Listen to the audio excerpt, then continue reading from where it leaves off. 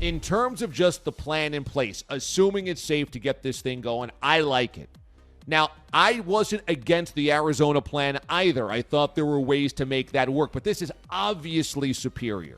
Number one, you're playing in your actual ballparks. You're not playing in spring training facilities. And so, in terms of having to play doubleheaders, triple headers at one field, like they were going to have to do in Arizona with Chase Field, getting to play in your own ballparks gives it a sense of normalcy.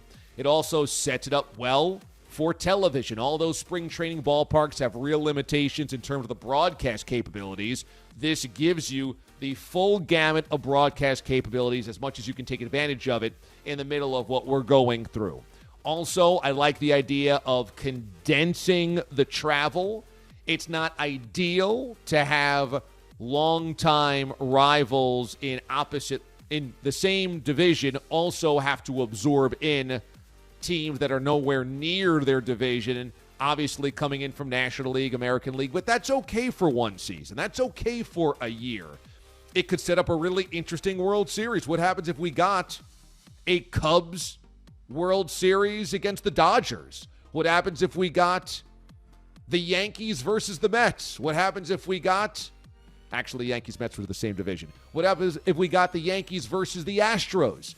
This actually could create some pretty cool postseason matchups and World Series matchups. And I think for 1 year, that's pretty awesome.